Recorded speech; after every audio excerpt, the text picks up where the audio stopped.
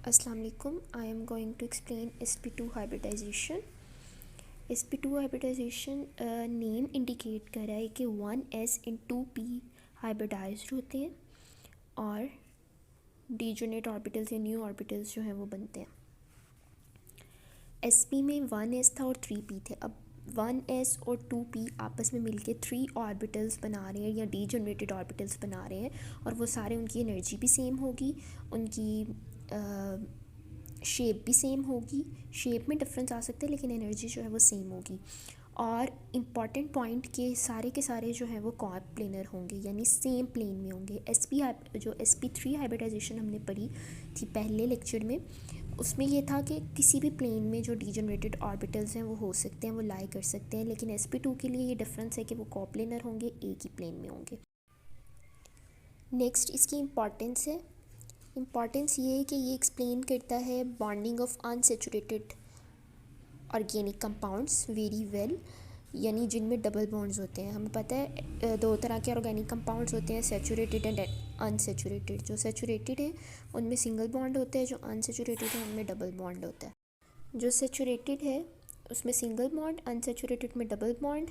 अब ये double bond को वेरी वेल एक्सप्लेन करता है। sp3 में हमने क्या देखा था कि जो सेचुरेटेड ऑर्गेनिक कंपाउंड्स हैं वो उनके लिए है sp3 हाइब्रिडाइजेशन और अनसेचुरेटेड ऑर्गेनिक कंपाउंड्स के लिए है sp2 हाइब्रिडाइजेशन। उसके बाद इसकी शेप है। शेप को एक्सप्लेन करने के लिए हमें पता है कि जी कोई भी बॉन्डिंग है, कोई भी ऑर्गेनिक कंपाउंड है, वो कार्बन और हाइड्रोजन के बगैर जो है वो नहीं बन सकता, उसमें कार्बन और हाइड्रोजन का होना लाजिम है। तो कार्बन जो है इसकी ये 6 होती है, वैलेंसी पता है टेट्रावेलेंट है, +4 अपने साथ 4 एटम्स को बाउंड करने की एबिलिटी रखता है। अब इसकी जब हम कॉन्फ़िगरेशन लिखते हैं तो 1s 2s 2px 2py 2pz, यानी पहले शेल में ये पहला शेल और ये दूसरा शेल। पहले शेल में 2 इलेक्ट्रॉन्स 1s 2s, ये ग्राउंड स्टेट में जब कार्बन है, यानी कार्बन जब एक्साइटेशन स्टेट में नहीं है, एक्साइटेड नहीं है, ग्राउंड स्टेट में है, तो 2 इलेक्ट्रॉन्स होंगे। और जो इसके p सब शेल्स हैं 3, px py pz, इन तीनों में एक एक होगा। ये तो थी ग्राउंड स्टेट की कॉन्फ़िगरेशन। अगर कार्बन एक्साइटेड हो गया, एक्साइटेशन स्टेट में चला गया, तो कॉन्फ़िगरेशन चेंज हो जाएगी। और ये एक्साइटेशन स्टेट में किस तरह जाएगा या किस तरह हमें पता चलेगा कि कार्बन एक्साइटेशन स्टेट में चला गया है? जब कार्बन का ये 2s वाला जो शेल है, इससे एक इलेक्ट्रॉन 2pz की तरफ चला जाए, यानी 2s अपना एक इलेक्ट्रॉन 2pz को दे दे, एक उसके पास पहले ही था, तो फिर जो कार्बन की स्टेट हो बन जाएगी वो क्या होगी?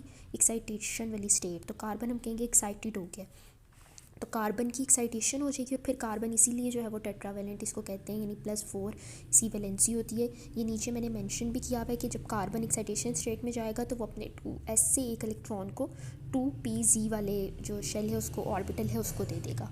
क्लियर?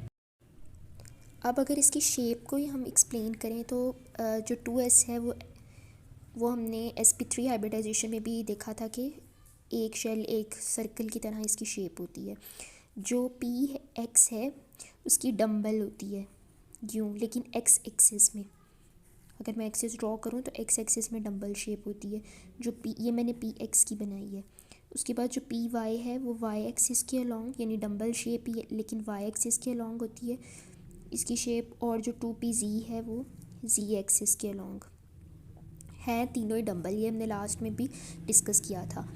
अब चूँकि ये sp2 हाइब्रिडाइजेशन है, यानी 1s और 2p आपस में मिलेंगे, तो अगर हम सारी ये बनाते हैं, ये सारी शेप्स बना ली, अब इसमें से क्या होगा? 1s तो होगा ही होगा हाइब्रिडाइजेशन में। साथ जो p हैं इनमें से कोई से दो होंगे, यानी ये 1s जो है ये अपने साथ इन तीनों में से कोई से दो को ऐड करेगा, यानी दो मिलेंगे, कोई से दो वो हो सकते हैं। जैसे इधर एक s था और साथ हमने px और py ले लिया, वो इसकी जगह pz भी हो सकता है, यानी कोई से दो जो हैं वो s के साथ मिलेंगे, कंबाइन होंगे और हाइब्रिडाइज्ड ऑर्बिटल्स बनाएंगे। वो जो हाइब्रिडाइज्ड ऑर्बिटल्स होंगे उनको हम कहेंगे sp2 हाइब्रिडाइज्ड, और उनकी वो सेम शेप सेम एनर्जी होगी, एनर्जी भी सेम होगी, शेप भी ऑलमोस्ट सेम होगी। और फिर जब ये अरेंज होते हैं प्रॉपर तो ये एक ट्रायंगुलर शेप बना लेते हैं। उधर हमने कहा था टेट्राहेड्रन स्ट्रक्चर बन जाता है, इसी वजह से इसको टेट्राहेड्रन हाइब्रिडाइजेशन भी कहते हैं। तो जो sp2 है इसमें ट्रायंगुलर शेप बनती है, ट्रायंगुलर की तरह ये अरेंज होते हैं, इसीलिए इस हाइब्रिडाइजेशन को हम ट्रायंगुलर हाइब्रिडाइजेशन भी कहते हैं। ये आपसे एमसीक्यू में भी पूछा जा सकता है। और इनके बिटवीन जो एंगल होता है वो 120 डिग्री होता है। लास्टली हमने डिस्कस किया था कि वो 109.5 है और इसका कितना है 120। तीनों हाइब्रिडाइजेशन को कंपेयर करके कंपैरिजन के साथ पढ़ेंगे, उनके डिफरेंसेस को याद रखेंगे तो इजीली याद हो जाएगा, वरना मिक्स होगा। sp3 हाइब्रिडाइजेशन वाली बातें आप sp2 में लिखाएंगे और sp2 वाली जो है वो sp में लिखाएंगे। तो कन्फ्यूजन से बचने के लिए और मिक्स ना हो तो डिफ्रेंशिएशन के साथ इसको जो है वो देखें। अच्छा, यानी इसको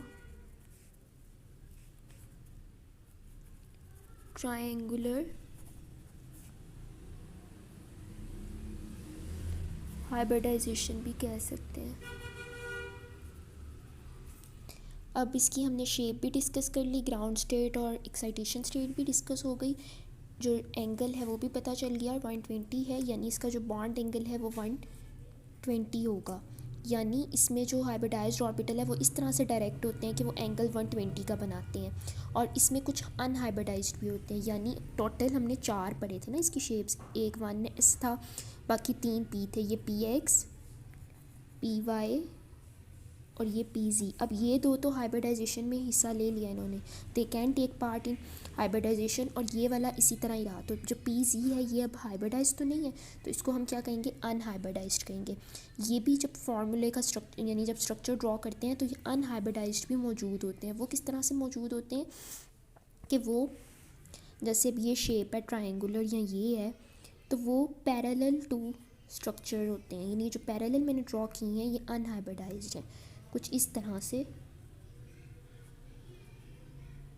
ये डॉटेड लाइन से जो मैंने रिप्रेजेंट किया पैरेलली, ये क्या है, अनहाइब्रिड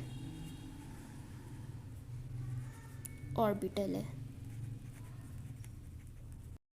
नेक्स्ट है इसमें एग्जाम्पल, जैसे हमने sp3 हाइब्रिडाइजेशन में एग्जाम्पल देखी थी इथीन की और मीथेन और इथेन की। अब इसमें है इथीन, या उसका दूसरा नाम क्या है, एसिटाइलीन। ये अल्कीन फैमिली का, अल्कीन मेंबर का अल्कीन जो ग्रुप है उसका फर्स्ट मेंबर है इथीन। इसका जो फार्मूला है वो होता है C2H4 मोलिकुलर फार्मूला, और अगर मैं स्ट्रक्चरल फार्मूला ड्रॉ करूँ तो वो 2 कार्बन और 4 हाइड्रोजन जो है वो लगते हैं, 4 हाइड्रोजन जो है वो अटैच होते हैं। अब इसमें पहले हम जैसे उसमें किया था कि पहले कार्बन का स्ट्रक्चर ड्रॉ किया था, उसके बाद हाइड्रोजन ऐड कर दी थी, इसमें भी इसी तरह ही होगा। अब इसका स्ट्रक्चर किस तरह से ड्रॉ होगा कि ये एक कार्बन का स्ट्रक्चर, 2 कार्बन्स के, और ये अनहाइब्रिडाइज्ड ऑर्बिटल्स हैं। अब अगर इसको ड्रॉ करने की हम देखें, ड्रॉ करें तो पहले 2 कार्बन्स इसमें, तो 2 आपने कार्बन के स्ट्रक्चर्स बनाने हैं जो कि ट्रायंगुलर फॉर्म में अरेंज होंगे, एक ये और दूसरा ये। जिस तरह उसमें हमने देखा था कि दोनों कार्बन आपस में ओवरलैप करके एक बॉन्ड बना रहे हैं, उसी तरह से यहाँ पे भी हो रहा है।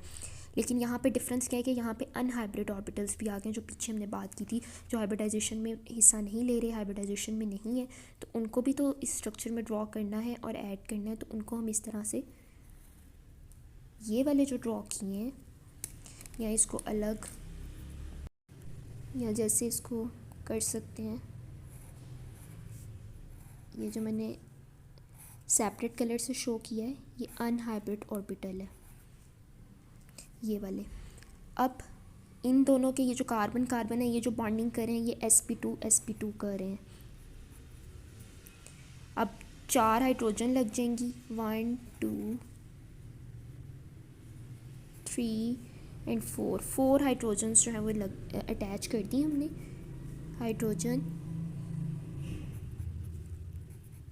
हाइड्रोजन हमें पता है 1s होता है, तो s और sp2 वाली ये बॉन्डिंग है। इसी तरह से ये चारों में ही ssp2 है।